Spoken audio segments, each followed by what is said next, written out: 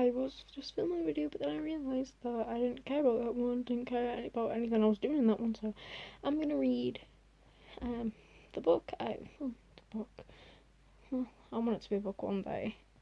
The story I'm writing loosely based off it, and where I live, and serial killers and stuff. Anyway, whatever.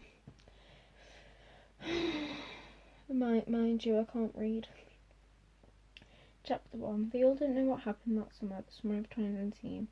All they know is that the world was plagued with a demon that only children could see, and this demon was dangerous.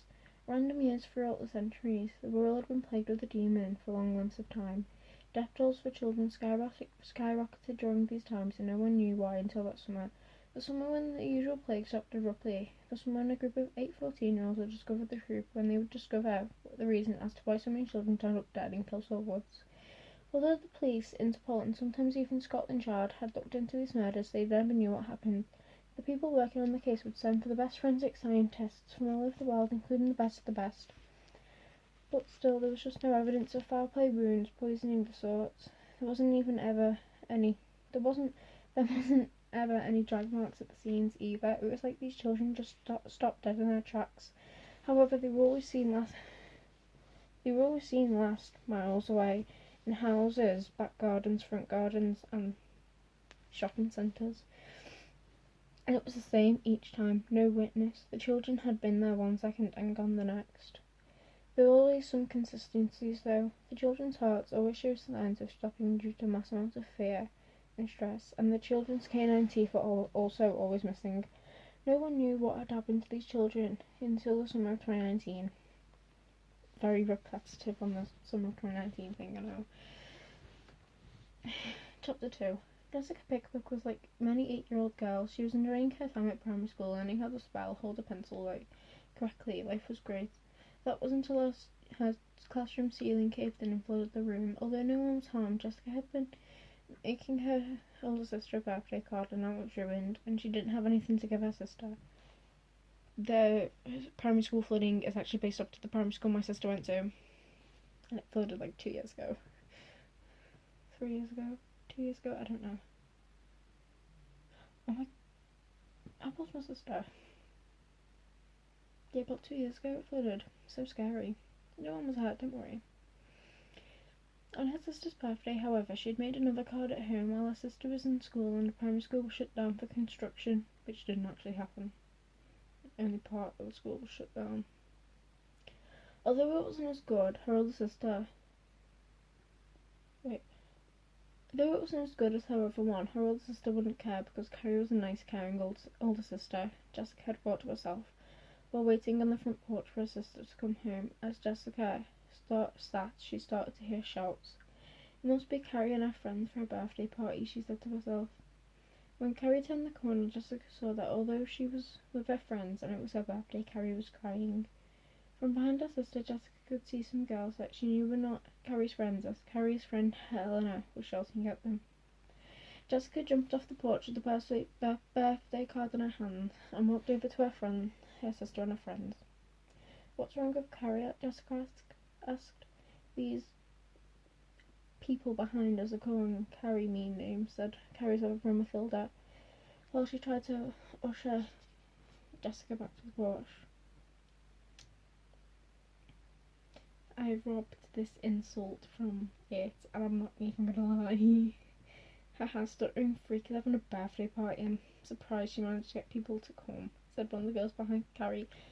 "Don't call her that, you stupid poo-head," shouted Jessica, running up to the girl who said her. "Oh, stuttering freak needs a little munchkin to fight for her," said the girl. "It's Carrie's birthday, you can't be mean to her," Jessica told the girl. Yeah, whatever, munchkin," the girl said, walking towards Jessica.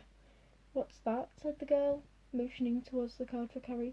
"It's mine, and you're not having it," said Jessica, putting the card behind her back. "I have what I want, bitch." "You can't call her that," Carrie said. "I can do whatever the hell I want," screamed the girl. The girl pushed Jessica into a muddy puddle and walked away. Carrie went over to her sister and picked her up. "You belong in an effing loony bin, you psychopath," screamed Carrie. "Why the F would you push a little girl over?" "Hey, calm down, it's alright." "Well, it's not, but," had Carrie's other friend, Emma. They all took Jessica inside and let her have a nap on the couch. Carrie's friend stayed with her a while. What? Wait, what? Carrie's friend stayed with her while they waited for Jessica to wake up. I just realised why my English teacher never used to let me read out loud for the class. I just get stuck randomly. I look at this. That's why I should really wear my glasses. What, she has a concussion? Asked Carrie's friend, Ellie, and she wakes up like how I did in year 4, Carrie said while she remembered the origin of her stutter. I'm not reading like the stutter out loud because like it's not kind of a thing. Well, obviously actors can fake it, but I ain't no actor, so I can't fake it. When Carrie was in year 4, she was on the playground with Ellie, Helena and Mathilda. Emma was living in Australia at the time. They were playing a game on a little wooden obstacle course that had only just been built. True for the fact. Carrie was, and still is, allergic to peanuts, and everyone in the school knew this after an incident in the canteen when her throat swelled up. Oh my god. Causing her to pass out from an obstructed airway because someone was throwing peanuts around. While they were playing this game, a bully, who later got expelled for this, squashed a Reese's peanut butter cup in her face. I just really love Reese's, okay? Which caused her throat to close up and she passed out again. And when she fell, her head collided with the wooden obstacle course, giving her a concussion. Helena ran to go get Carrie's EpiPen. Is that true? I don't know. I was using shit. Ellie couldn't run to go get it due to her asthma. Well, Ellie stayed with Carrie and Mathilda went to go get a teacher. Because the teacher didn't know about Carrie's head hitting the obstacle course, she just went home to rest after she'd taken her EpiPen. Carrie then went to sleep on a concussion which caused her stutter, which can happen. Doesn't happen all the time, but it can happen. When Carrie's mum came home from shop and Carrie and her friends had told her what had happened, she took Jessica to the walking centre to get her checked over. She then vowed she'd never leave Jessica home alone again. I'm so tired. It's like 1 minute past 10. A few weeks later, Carrie and Jessica went to the park that was close by to meet up with Carrie's friends and to let Jessica play on the swings. I'm really so sorry about what happened to you, Jessica, said Helena.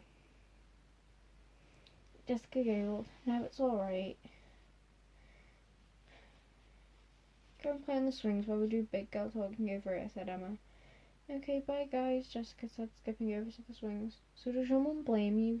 Asked Mathilda. No, she already knew Cassandra was bad news. Remember after the whole peanut fiasco, Carrie said. And your mum went ballistic at the school and then Cassandra got expelled, said Ellie. Haha, that was so funny. Remember how our mum looked at your mum while she dragged Cassandra out? There is a Japanese origin of name in this sentence and I am horrible at pronouncing things. Well, any words, not just, never mind. Don't look, but Gary and Dayaki are walking towards us. I don't know if that's how you pronounce it, just saying. Whispered Emma. You mean, Helena said, with a grin spread across her face. Yep, it's time to watch Carrie go bright red. Shut up, no I don't. Who doesn't do what? Asked Gary, walking up behind them. Oh, well, nothing. Hi guys, said Dayaki. Hi Dayaki, said Mathilda, blushing. The 7-14-year-olds continued to talk, laugh and joke about until they heard a scream coming from the direction of the swings. Jessica, Carrie shouted as she ran up to the swings. She was right there, I swear. And then she was gone, and I heard her say help, but she wasn't there, said Jessica's friend, bursting into tears. Carrie, where's Jessica? Asked Gary. I just realised Carrie and Gary rhyme, and it's so difficult for me to say. I don't know, Carrie said before bursting into tears herself as Gary held her close. Chapter 3. The front of the school was littered, with groups of friends saying goodbye for the summer, and the teachers were just standing there watching over the students. They would still just stand there when two rival groups would have a face-off, which would then be interrupted by a police officer, and a grieving couple waited outside the school for their missing child. Sorry, it's just not like copyrighted from it. No, they wouldn't care. Or would they? Inside the school's art department corridor was a group of friends crowded around a locker. "Aren't you gonna take your coat out the locker?" said Emma.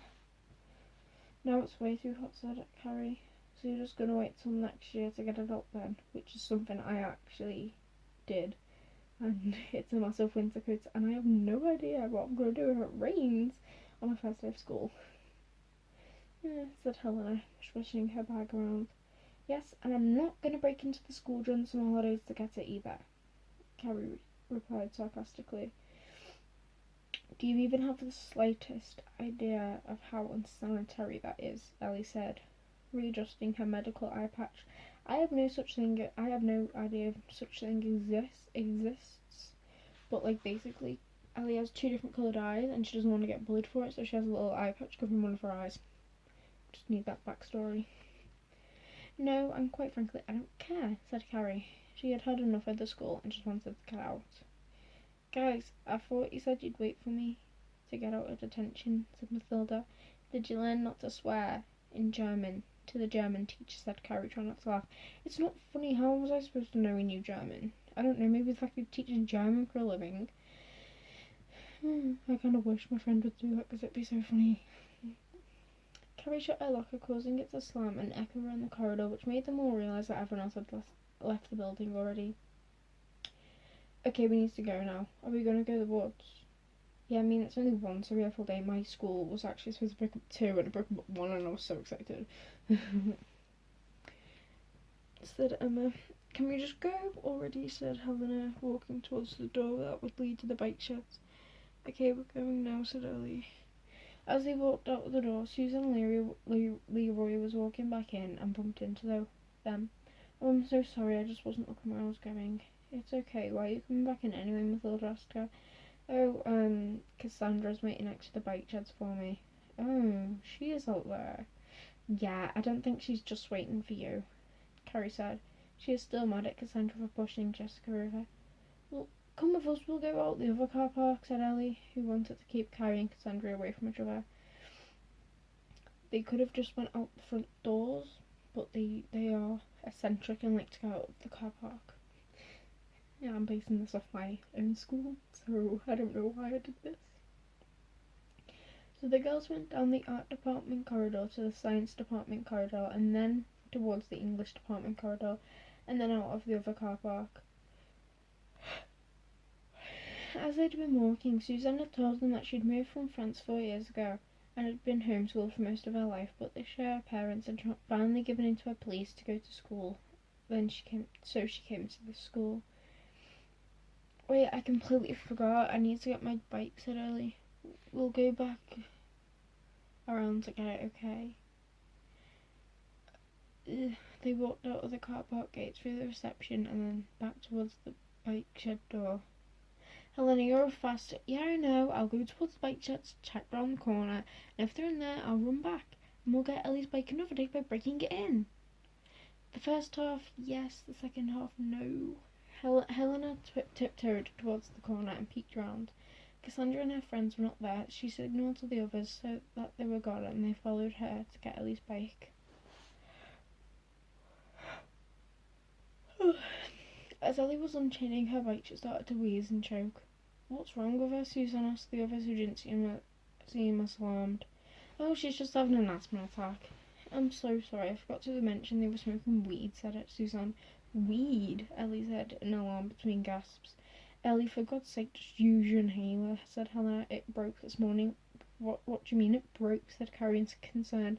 In English, Jessalyn pushed Ellie. "Just stop talking and come here," said Emma. Emma took Ellie away from the smell of weed and tried to help her fix her inhaler just enough so she could breathe again. "Guys, I don't think Jessalyn pushed her for no reason. The inhaler is completely smashed. This is planned. They knew we were coming here to get Ellie's bike. They knew." "Emma, calm down," said Mathilda. Helena and Carrie unlocked Ellie's bike, and they all walked over to Emma and Ellie. Okay, so if Cassandra and Jesselyn plan this, then that probably means Noah and Ciara are in it too. Yeah, right, and they think we're a bunch of goodies, so they won't think of us walking the bike through the school, so they're probably going to think of that way, so we'll go this way. Helena's voice trailed off as she turned around to see Izzy behind her. Izzy was Cassandra's half-sister, and she was even more psychotic than Cassandra, and probably a lot smarter too. I'm a lot smarter than my sister, so I insisted I say behind you, just in case you tried anything stupid. We're not scared of me. Yeah, keep telling yourself that while you're sitting in your sister's room crying, wishing you had watched her instead of being careless and talking to your friends. Tears sprang in Carrie's eyes. How did I know that you didn't watch your sister the day she went missing? I was watching. Did you see who took... No, I didn't see who took her. There's never any witnesses, you idiot. Tears began to roll down Carrie's face. How do I know what you're gonna say? Well, you and your friends are just too predictable. Anyway, back to business. Emma snatched the bike off Helena and sat Ellie down on it as she was still struggling to breathe, and ran off with her. The others followed. Izzy chased after them, Elliott's cigarette in hand. Cassandra, Noah, Ciara, and Jesselyn stepped in front of them. Sorry about this, Ellie, whispered Emma, as she ran towards the bullies, intending to ram the bike into them. Not expecting Emma to do that, the bullies dived out of the way long enough for the friends to make it out the school gates where Cassandra and Izzy's dad was standing. The whole bullies' parent is a police officer thing. Yes, I stole from it, but I didn't mean to. I just needed it. Cassandra and Izzy's dad was a police officer who, quite frankly, didn't care about either of them. He was standing outside the school with a grieving couple who was waiting for their missing child to go out the school.